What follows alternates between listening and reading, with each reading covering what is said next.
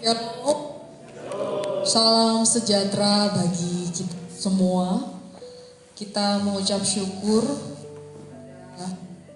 siang hari ini bersama merahap Tuhan yang diberkati oleh Tuhan dalam ibadah syukur HUT masuk di tanah yang ke-71. Yang terhormat Bapak Bupati Kabupaten Jayawijaya, dalam hal ini yang diwakili oleh Asisten 2 Sektor Jayawijaya, Bapak Elkius Jigwa SPD MSI. Yang kami hormati Kantor Kabupaten Jayawijaya, Bapak Tinus Giban STH MM. Kemudian yang kami hormati Ketua PPGJ dan para anggota, serta para hamba-hamba Tuhan interdenominasi di Kabupaten Jayawijaya. Sekali lagi shalom.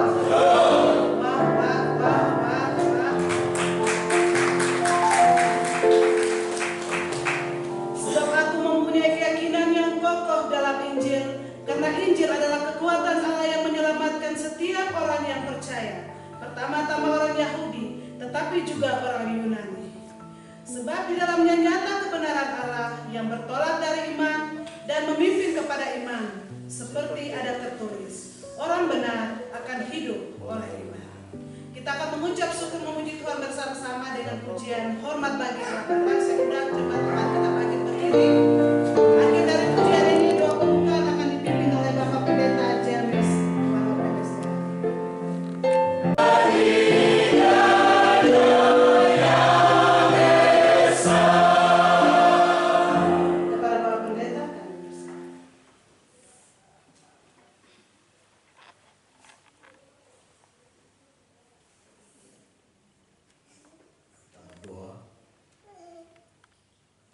Puji dan syukur kesempatan hidup untuk berkarya dan menjadi berkat bagi sesama kami.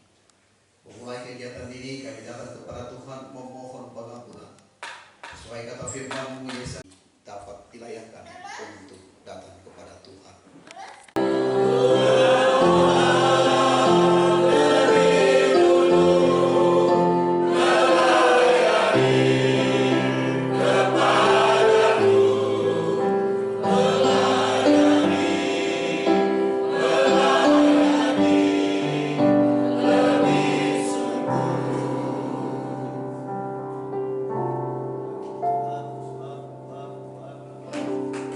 Bagi mula pujian, bagi mula kemuliaan Allah kami Tuhan Yesus Kristus, Allah yang Maha Kuasa, yang berdaulat atas seluruh kehidupan kami.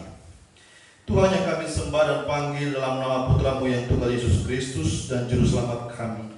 Terus Perjanjian Lama, Mika pasal 4 ayat 1 sampai ayat 10. Saya baca ayat 10 dan 11 menjadi perenungan bagi kita dalam ibadah syukur pada siang hari ini dari Injil Surat Roma pasal 1 ayat 16 akan menjadi perenungan bagi kita dalam ibadah syukur pada siang hari ini. Yang pertama Mika pasal 4, maaf saya salah sebut, kitab Yunus. Kitab Yunus pasal 4, saya baca bagi kita ayat 10 hingga ayatnya yang ke-11. Beginilah sabda Tuhan. Yunus belajar menginsafi bahwa Allah mengasihi bangsa-bangsa lain.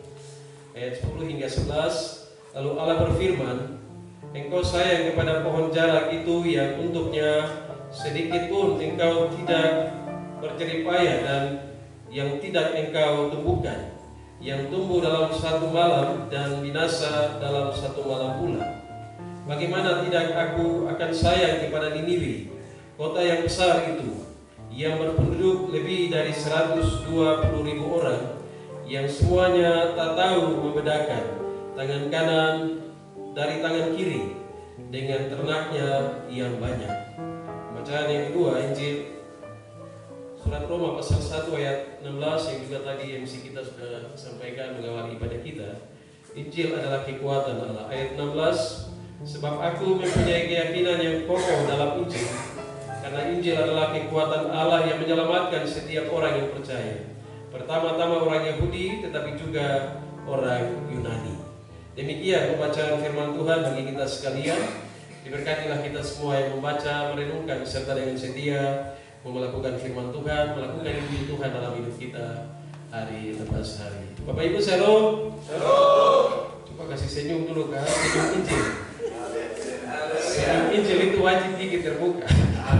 Gigi kelihatan maksudnya. Ada sebuah kalimat bijak yang katakan begini, sekali senyum, sukacita datang. 2 kali senyum, berkat mengalir. Kalau 7 kali senyum, gigi kering. Jangan senyum-senyum sendiri. Dalam sukacita 171 tahun Injil Tanah Papua, Bapak Ibu yang diberkati Tuhan, pembacaan firman Tuhan yang pertama dari kitab Yunus hendak mendasari kita dalam refleksi pada siang hari ini.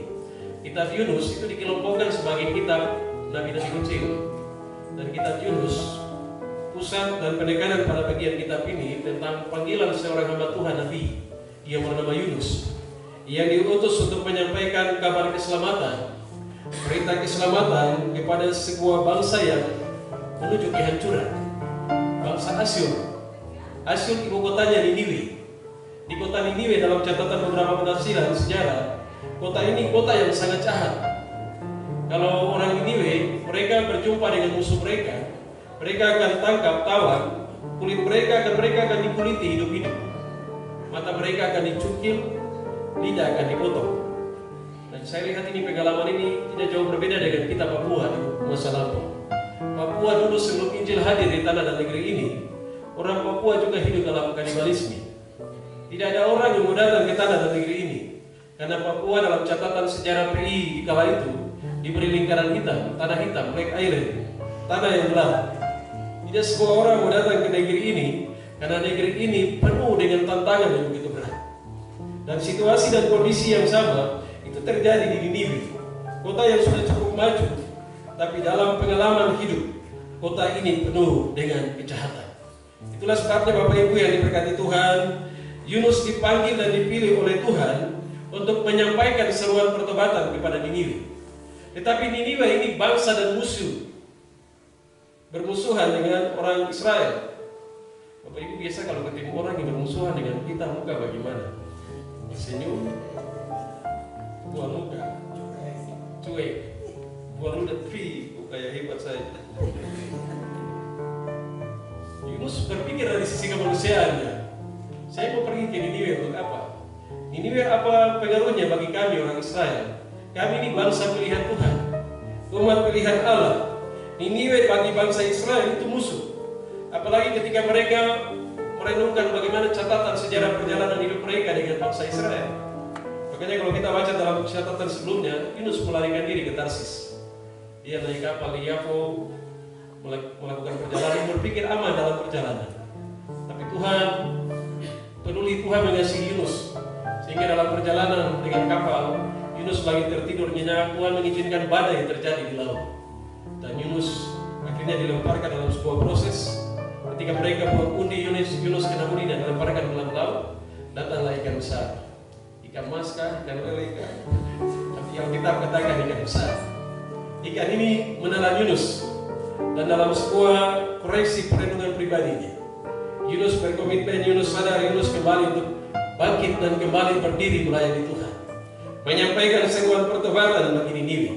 Dan kalau kita catat, renungkan baik dalam Alkitab pasal 3, kita bisa lihat bagaimana ada sebuah rekonsiliasi yang terjadi di kota Niniwe. Kota yang bagi Yunus itu kota yang harusnya dihancurkan, kota yang harusnya dibinasakan, tidak masuk dalam perhitungan orang Yahudi, orang Israel. Mereka harus mengalami kehancuran. Tetapi Allah begitu mengasihi, Allah begitu peduli, Allah begitu menghargai setiap suku bangsa yang ada di dalam dunia. Makanya kalau kita baca dalam catatan pasal 4, Yunus ketika dia sampaikan seruan pertobatan orang Niniwe, mulai dari raja sampai kepada masyarakat, mereka berkomitmen, mereka lakukan doa rekonsiliasi, doa puasa, dan Tuhan menarik kembali rancangannya untuk membinasakan kota Niniwe. Maka Yunus dia kesal, dia lari ke arah timur, dia bikin pondok di situ sambil dia menunggu Tuhan, kapan murka Tuhan terjadi atas Niniwe. Bapak Ibu, harusnya Yunus ini dia bersyukur. Tuhan sudah memulihkan Niniwe. Dia menantikan supaya Tuhan harus memberkati Niniwe. Tapi dalam penantiannya dia berharap, kalau kita baca dalam Mazmur 4 ayat 1 sampai ayatnya yang ke-4, 5, dan 6, Yunus bikin sebuah pondok. Bahkan Tuhan mengizinkan sebuah pohon jarak bertumbuh, dan Yunus sandar di situ sambil berharap apa yang Tuhan buat bagi Niniwe. Tapi Alkitab mencatat dalam penantiannya itu Tuhan mengizinkan pohon jarak itu disinari oleh matahari, angin yang begitu kencang sehingga pohon ini mati. Dan Yunus dalam kekecewaannya dia berkata, lebih baik aku mati. Makanya kalau kita baca di ayat 10 hingga ayat 11, Tuhan bilang, engkau tidak tanam pohon jarak yang hanya bisa bertumbuh, engkau hanya bisa mengalami perlindungan darinya.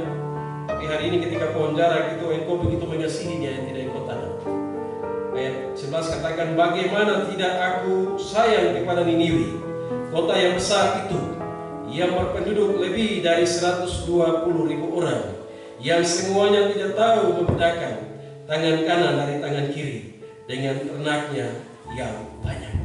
Tuhan mau sampaikan buat Yunus, pohon jarak kau tidak tanam. Orang Niniwe itu punya nilai dan harga lebih dari pohon jarak. Orang Papua itu punya nilai lebih daripada pohon dan kekayaan di tanah Papua. Amin. Seperti Tuhan utus Yunus ke Niniwe. Tuhan begitu mengasihi Niniwe yang begitu jahat di dalam pandangan Tuhan, tapi juga orang Israel. Firman Tuhan ini juga mau mengingatkan kita sebagai hamba-hamba Tuhan, sebagai keluarga besar Kementerian Agama Kabupaten Jayawijaya, tapi juga pemerintah daerah, kita semua yang hadir. Kalau Tuhan begitu mengasihi Niniwe, Tuhan begitu mengasihi Yunus, Tuhan tidak mau bangsa ini dibinasakan, Asyur dibinasakan. Maka firman Tuhan hari ini mau mengingatkan kita dalam momentum 171 tahun Injil di tanah Papua, bahwa Tuhan juga mengasihi orang Papua. Tuhan mengasihi setiap suku bangsa yang ada hidup dan berdiam di atas tanah dan negeri ini. Kamu orang Jawa kah? Kamu orang Makassar kah? Kamu rambut kurus kah? Rambut keriting kah? Yang tak ada rambut juga kah? Iya, ada juga ya. Rambut kuning-kuning kah? Ini di Wamena sekarang banyak rambut warna-warni. Iya. Tapi firman Tuhan mau bilang untuk kita, Tuhan mengasihi kita. Secara khusus kita di tanah Papua, kita punya nilai dan harga di hadapan Allah. Kenapa Otto dan Gisler mau datang ke tanah ini? Karena orang Papua itu berharga di mata Tuhan.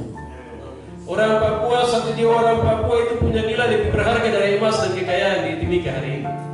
Dari tambang yang ada di atas tanah dan negeri ini, kita punya harga di hadapan Tuhan itu begitu penting. Makanya kenapa Tuhan seperti Tuhan mengutus Yunus ke Niniwe dalam momentum 171 tahun Injil di tanah Papua. Firman Tuhan juga mau mengingatkan kita bahwa kita semua, kita ini punya nilai dan harga di hadapan Tuhan.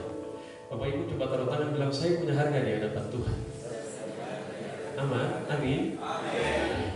Kadang tantangan di pelayanan Tuhan kita berpikir Tuhan, tantangan di Wamena hari ini, Tuhan masih peduli dengan kami kan? Bapak Ibu, tadi malam itu ada penjamretan. Ada satu warga jemaat kami yang pulang sekitar setengah 12. Dijamret tangannya juga seperti kena alat tajam. Tapi ini kondisi kita hari ini.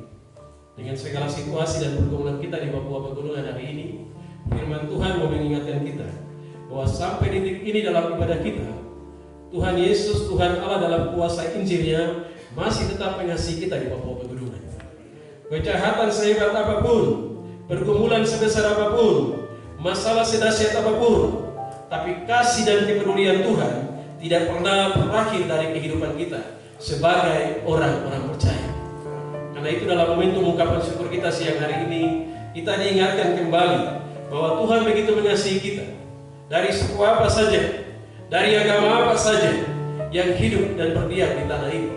Tadi saya lihat dengan Pak Pendeta ke samping dinding ini, ada beberapa gambar-gambar yang melambangkan jati diri kita dalam negara ini. Ada masjid, ada gereja, ada apa lagi di sebelah, pura, dan lain-lain. Kita hari ini dalam momentum 171 tahun ini di tanah Papua. Firman Tuhan mau mengingatkan kita, seperti Tuhan peduli terhadap Niniwe, kota yang penuh dengan kejahatan. Tuhan sampai hari ini masih peduli dengan Indonesia. Tuhan sampai hari ini masih peduli dengan Papua Pegunungan. Dari setiap suku apa saja yang hidup di tanah ini, bahwa Tuhan peduli dengan hidup kita sekalian. Karena itu bagaimana supaya kekuatan, kuasa, kepedulian dan kasih Tuhan ini menjadi bagian dalam hidup kita. Tuhan sudah mengutus Kak William Otto dan Johan Gottlob Geisler. Otto dan Geisler diutus dalam usia yang sangat muda. Otto pernah waktu menyampaikan misinya ke tanah Papua ditentang oleh ayah dan ibunya. Otto sempat jatuh pingsan dan orang tuanya berpikir kalau kami batasi Otto ke Papua, Otto pasti meninggal. Ini kasih Tuhan yang luar biasa bagi Papua, sehingga Otto diizinkan untuk datang ke tanah Papua. Bersama dengan Johan Gottlob Geisler, mereka tiba di Mansinam tanggal 5 Februari 1855 jam 6 pagi. Sau dilakukan di Teluk Nuri. Ketika fajar mulai menyingsing, Otto dan Geisler sebelum turun ke pantai Mansinam untuk berdoa. Dorang dua punya sebuah ungkapan, semoga Tuhan Sang Gembala Agung menggembalakan bangsa yang kafir yang malang ini dalam tongkat gembalaannya. Dan dengan doa mereka mengatakan, dengan nama Tuhan kami menginjak tanah ini. Segala kekuatan kekafiran, segala kekuatan kejahatan, segala kekuatan yang ada dalam dunia ini dipatahkan dengan kekuatan kuasa Injil Tuhan. Makanya dalam pembacaan yang kedua, kitab Roma pasal 1 ayatnya yang ke-6, Alkitab dengan jelas katakan Injil itu kekuatan Allah yang menyelamatkan setiap orang yang mengasihi Tuhan, yang percaya kepada Tuhan. Pertama-tama orang Yahudi, tetapi juga orang Yunani, tapi juga orang Papua, tapi juga orang Jawa, tapi juga orang Makassar, orang Buton, orang apa lagi ya kan? Benar, semua orang Toraja ini, ipar dari dalam orang Toraja, semua harus diselamatkan oleh Tuhan. Karena Injil itu kekuatan Allah yang menyelamatkan. Bapak Ibu, oleh karena itu pesan firman Tuhan bagi kita hari ini, mari kita ulang dan belajar untuk mengasihi semua orang. Secara khusus kita sebagai pemerintah daerah, kita dipanggil untuk mengasihi semua orang. Saya ingat kata-kata Johan Gottlob Geisler pada tahun 1860. Waktu itu dia bawa satu anak Papua ke Pulau Jawa, dan anak itu meninggal. Tetapi Geisler berkata, Tuhan telah memimpin kami ke tanah Papua meskipun kami belum membawa berkat, kecuali menolong orang-orang yang karam dan anak Papua yang meninggal ini meninggal dalam iman kepada Tuhan Yesus. Walaupun hanya satu jiwa untuk kerajaan Allah, dia lebih berharga dari seluruh kekayaan di dunia ini. Tuhan begitu mengasihi kita di Papua. Waktu Otto meninggal belum ada orang Papua satu yang bertobat bahkan dibaptis. Otto punya doa itu, semoga di surga saya berjumpa dengan satu orang Papua. Otto meninggal 9 November 1962. Dia bilang, semoga di surga saya jumpa satu orang Papua, betapa sukacitanya hatiku. Saya percaya hari ini bukan satu orang, amin. Banyak orang Papua akan masuk dan duduk di surga. Karena kekuatan kuasa Injil yang menyelamatkan, yang membebaskan kita semua dalam segala dosa dan masa lalu hidup kita. Karena itu pesan firman Tuhan ini juga untuk kita sebagai pemerintah, kita juga harus menjadi alat Injil. Ya, doa kita bahwa bupati hadir tanpa ada perwakilan yang hadir. Pemerintah harus menjadi alat Injil untuk menyampaikan berita kasih karunia untuk Papua Pegunungan. Entah gubernur, bupati, pejabat, kita harus menjadi alat untuk menyampaikan warta keselamatan itu. Seperti Tuhan pakai Yunus, Tuhan pakai Otto dan Geisler, Tuhan juga pakai kita semua. Melalui Kementerian Agama kita punya program pelayanan, itu menjadi berkat bagi seluruh agama-agama suku-suku yang ada. Kita sedang berbicara tentang kekuatan Injil itu bagi umat kita, bagi masyarakat kita. Ketika Tuhan kasih hikmat Pak Bupati, Wakil Bupati bisa pimpin Wamena dengan baik, 8 kabupaten yang ada bupati-bupati bisa pimpin dengan baik, itu menjadi berkat bagi Papua Pegunungan. Ketika kita semua tokoh-tokoh agama, tanpa memandang level organisasi, kita bicara soal keselamatan bagi seluruh umat masyarakat, maka kita sedang ada dalam kekuatan kuasa Injil untuk menyelamatkan umat kita. Jangan kita menjadi pemimpin yang membacking kejahatan di atas tanah ini. Sebab kadang kita gereja mau berseru, ada yang oknum-oknum yang berdiri untuk menjaga dan setoran-setoran tiap waktu masuk. Ya, ini kemarin saya sempat bicara di Eklesia Piki. Tuhan tidak usah munafik di tanah Papua. Ini kondisi kita hari ini. Dan kita gereja, pemerintah harus berani untuk menghadapi situasi ini. Yang bisa menghadapi situasi ini hanya kekuatan Injil. Injil yang bisa mengalahkan segala kekuatan apapun yang ada di atas tanah Papua. Kita tidak bisa mengalahkan segala kekuatan dengan kekuatan hikmat kita, pengetahuan kita, kemampuan kita. Tapi ini situasi kita hari ini. Banyak terjadi persoalan di Papua Pegunungan hari ini karena minuman keras. Minuman keras masuk dan beredar luar biasa hari ini. Siapa yang bikin? Ini perlu jadi perenungan dalam 171 tahun Injil di tanah Papua.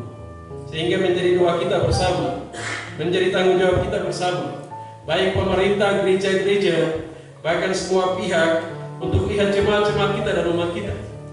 Aibon yang hari ini berkembang di Wamena. Siapa yang tanggung jawab dengan kondisi itu? Beberapa waktu lalu saya dapat media di WhatsApp, Ibu Aso di Papua Pegunungan ini posting, ada yang bagi-bagi Aibon untuk anak-anak di Jalan Iria. Ini kita harus lihat situasi ini baik. Dan sebagai gereja itu tidak boleh tutup mata. Sebagai pemerintah kita tidak boleh tutup mata dengan kondisi ini. Kita harus berdiri untuk Injil dan untuk kebenaran dan keadilan. Kita mau damai di Papua Pegunungan, mau lihat kekuatan kuasa Injil yang Tuhan nyatakan, maka kita harus menjalani ini dengan baik. Bapak Ibu, saya bersyukur karena beberapa waktu lalu Pak Bupati ajak kita gereja-gereja untuk doa rekonsiliasi di kantor Bupati. Ini sebuah tindakan yang luar biasa untuk pemulihan kota ini. Seperti apa yang dilakukan di Niniwe. Itu raja turun memerintahkan masyarakat puasa sampai ternak juga puasa. Kalau orang puasa ini bagaimana? Saya sendiri dengarkan bagian ini. Tapi ini Alkitab bilang sampai ternak juga puasa. Ini badan kurus dua lagu harga turun ini. Tapi ini situasi dan pengalaman yang terjadi di Niniwe. Semua puasa. Dan harusnya kita sebagai orang percaya dalam momentum 171 tahun, seluruh provinsi di Papua harus belajar melihat dari kekuatan Injil yang merubah tanah ini. Pemimpin-pemimpin harus belajar dari kekuatan yang merubah tanah Papua. Kita semua yang dipercayakan untuk memimpin, dari gubernur, bupati, wali kota di seluruh Papua, tanah Papua, 171 tahun Injil menyelamatkan kita, Injil membebaskan kita. Harusnya kita hidup di dalam kekuatan dan kuasa Injil untuk menghadapi segala situasi dan kondisi kita di tanah dan negeri. Terima kasih untuk persekutuan gereja-gereja, Kementerian Agama, kita yang boleh menggagas kegiatan hari ini. Tapi firman Tuhan hari ini menolong kita, termasuk saya yang bicara ini, untuk bagaimana melihat momentum 171 tahun Injil di tanah Papua. Apakah kota Niniwe hari ini tidak jauh berbeda dengan tanah Papua di 2006 hari ini? Apakah kasih Tuhan masih ada bagi Papua Pegunungan dengan situasi kita hari ini? Apakah kasih Tuhan masih ada di beberapa situasi dan pengalaman-pengalaman yang kita hadapi di beberapa kabupaten di Papua Pegunungan? Tapi saya sangat yakin, seperti kita Roma pasal 1 ayatnya yang ke-16, Injil tetap kekuatan Allah, baik kemarin, hari ini, bahkan sampai selama-lamanya. Amin. Saya atas nama keluarga besar Kementerian Agama Kabupaten Jaya mengucapkan terima kasih yang setinggi-tingginya kepada pengurus PGJ dan juga pendeta-pendeta yang berbagi jabatan ganda, ada pimpinan gereja, ada anggota PGJ dan lain-lain. Luar biasa meluangkan waktu datang kemarin untuk melayani kami, mengucapkan terima kasih. Kami Kementerian Agama Kabupaten Jaya, saya dengan teman-teman diutus oleh Tuhan melalui Kementerian Agama datang ke tempat ini untuk mendukung pemerintah dalam pembangunan di bidang agama, non-fisik, supaya ada 4 agama dan 16 denominasi gereja yang sudah ada di Lembah ini, yang juga mengambil peran untuk melayani umat-umat yang ada di Lembah ini, supaya rukun, damai, dan sejahtera. Itu tujuan ada di sini, dan kami mohon Bapak Bupati, tugas-tugas Kementerian Agama, minta maaf, saya ulangi, tugas-tugas agama serahkan kepada kami. Dalam hal ini kami bermitra dengan PGJ dan PGB, dan FKUB akan jalan. Maksud saya FKUB kami, FKUB Kabupaten Jaya telah SK-nya telah berakhir tanggal 11 November 2024.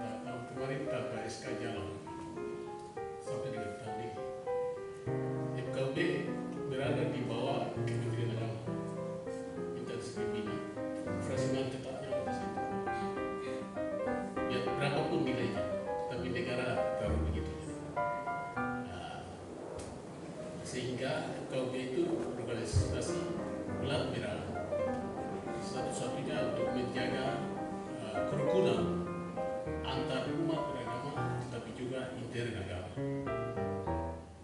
sehingga mendukung pemerintah untuk menjaga perdamaian dan kerukunan itu tidak bawa ke mana-mana, dia tetap berdiri netral untuk menjaga kerukunan itu. Itu mungkin mohon bantuan supaya beberapa hari kemarin kompetisi FKUB internasional di dalam seragam Jakarta dan sangat telepon, tapi kami punya pengurus ini, jadi saya bulan nanti akan bergabung gitu, sehingga provinsi pun organisasi semacam itu orang susun sendiri, tidak boleh sebenarnya ada mekanismenya, ada aturannya, ada peraturan bersama Menteri Agama dan Menteri Dalam Negeri nomor 9 dan 8 tahun 2006 yang menakan pasal 9 dan 10 itu dibentuk melalui musyawarah pemuka agama, dan 16 delegasi sudah merekomendasikan orang dan 4 pemuka agama bersama-sama itu sekretnya sekretaris bersama, sekretariat bersama, ujung dari akademi ada di sebelah itu, di ada 2 lantai. Jangan lupa itu siapapun yang jadi ketua nanti, karena itu pemerintah pelanggaran yang bangun sekretariat itu, supaya mereka berada di tengah-tengah untuk bersama-sama menjalankan ini. Bagian yang lain sudah bicara dan saya tidak mengulang lagi. Mari kita bersama untuk menghidupkan hidup kudus supaya lebih baik untuk depan. Waktu sudah. Shalom. Yang kami hormati pemerintah daerah Kabupaten Jaya Wijaya, Pak Bupati atau yang mewakili. Yang kami hormati Bapak Kepala Kantor Kementerian bersama jajaran yang ada. Yang kami kasihi senior-senior kami yang ada di gereja, Bapak Pendeta Lutur, maaf izin saya sebut nama, Bapak Mauri, maaf izin saya sebut marga.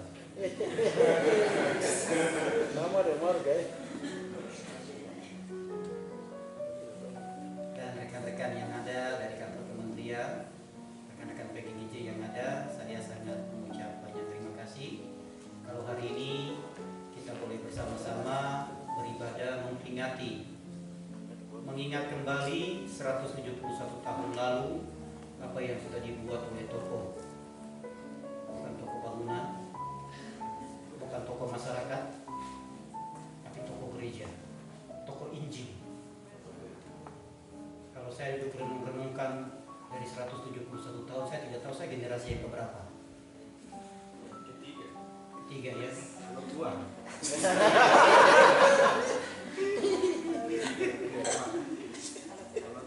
Ya, berarti kita generasi ketiga atau keempat. Kalau umur rata-rata 60 tahun. Satu pesan saya untuk mengakhiri sambutan saya, jangan sia-siakan pengorbanan Yesus, itu yang pertama. Yang kedua, jangan sia-siakan pengorbanan kedua hamba Tuhan yang sudah membawa kabar Injil. Yang ketiga, yang keempat dan kelima dan seterusnya. Yang ketiga, kobarkan api Injil itu terus di tanah Papua pegunungan. Apapun yang terjadi, layani sampai Tuhan datang yang kedua kali. Kalau dia belum datang, kita mesti jemput dia. Akhir kata dari kami PGGJ, sekali lagi kami ucapkan banyak terima kasih untuk Bapak Kepala Kantor bersama dengan staf yang ada. Ibu Kasih, Bapak Kasih juga ada, Bapak Kekasih, Bapak Markus ada, dan teman-teman yang ada di sini. Kami tahu bahwa ada pepatah mengatakan tidak ada gading yang tidak retak. Tapi saya pikir-pikir sampai hari ini siapa yang kasih retak gading itu? Saya masih cari-cari, tapi sampai hari ini saya belum ketemu. Tidak tahu generasi keberapa baru temukan. Jika ada yang salah, ada yang kurang, tolong dimengerti, diberikan saran supaya ke depan kami persekutuan gereja-gereja lebih solid ke depan bergandengan tangan dengan pemerintah Kabupaten Jaya Wijaya.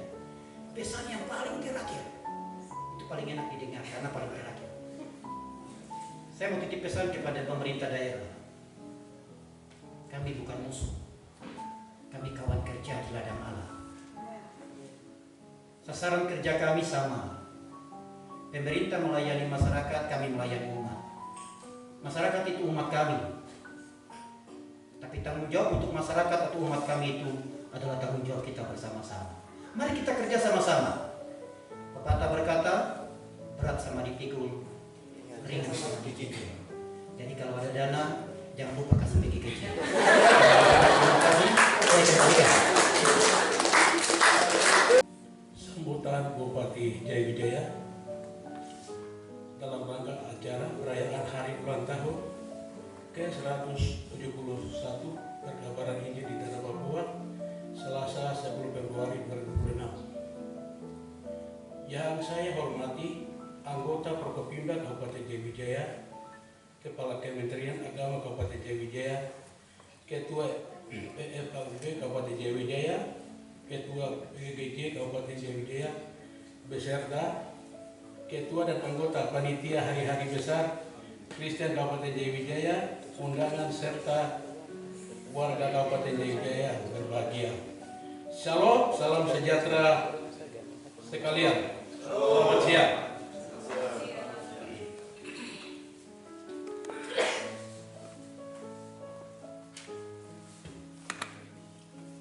Sebagai umat yang beriman dan percaya kepada Tuhan Yang Maha Esa, patutlah kita memanjatkan puji dan syukur kehadiratnya atas limpah kasih dan sayangnya sehingga sampai hari ini kita masih diberi kesempatan, terlebih kesempatan untuk dapat memperingati tonggak sejarah masuk Injil yang membawa transformasi bagi masyarakat, yaitu 171 tahun Perkabaran Injil di Tanah Papua. Atas nama pemerintah Kabupaten Jaya Wijaya, saya menyampaikan selamat datang kepada kita sekalian dan apresiasi khususnya kepada panitia Hari-Hari Besar Kristen Jaya Wijaya beserta PGGJ yang telah menghimpun umat di Kabupaten Jaya Wijaya untuk bersama-sama mengenang kembali perjalanan masuknya Injil di Tanah Papua oleh dua misionaris sulung Tanah Papua, Otto dan Geisler. Kiranya melalui momen peringatan ini dapat meningkatkan iman dan percaya serta semangat umat Kristen di Tanah Papua untuk meneruskan perjuangan kedua misionaris ini hingga Tanah Papua penuh kemuliaan Tuhan.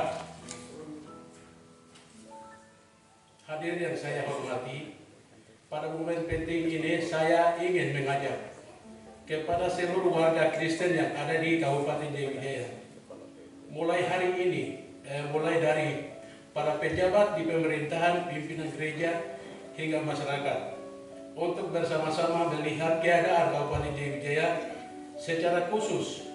Apakah Injil yang dibawa oleh kedua misionaris ini telah benar-benar sampai dirasakan dan dilaksanakan dalam kehidupan umat Kristen di Tanah Papua ini, yang saya ditandai dengan adanya pertobatan, kasih kedamaian serta toleransi.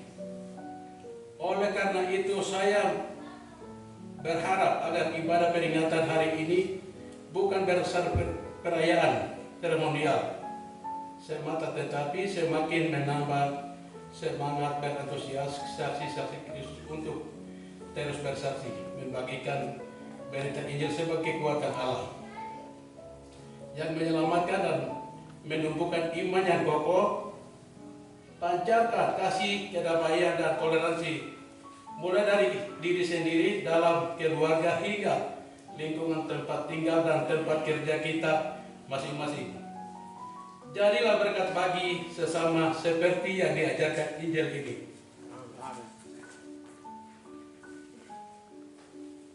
Dengan demikian kita semua turut dalam mendukung kesuksesan program membangun daerah dan di dalam termasuk pembangunan manusia secara utuh. Pemerintah daerah berkomitmen untuk terus mendukung pelayanan gereja dalam membangun sumber daya manusia yang berkarakter. Untuk itu sekali lagi saya mengajak kepada seluruh demonstrasi gereja yang ada di Kabupaten Jayawijaya untuk bergandeng tangan dan bekerja sama sehingga Jayawijaya menjadi kabupaten yang selalu diberkati Tuhan. Amin. Mari kita jadikan perayaan ini sebagai motivasi untuk bekerja lebih giat, hidup lebih rukun, dan membawa terang bagi lingkungan kita masing-masing. Akhirnya, sekali lagi saya ucapkan selamat Hari Raya ulang tahun perkawinan Injil kepada seluruh warga gereja di Kabupaten Jayawijaya. Tuhan yang punya pekerjaan ini akan senantiasa memberkati, menyertai dan memberkati khususnya kepada hamba-hambanya serta umatnya yang mau bersungguh-sungguh mengerjakan pekerjaan pemberitaan Injil sampai ke ujung dunia.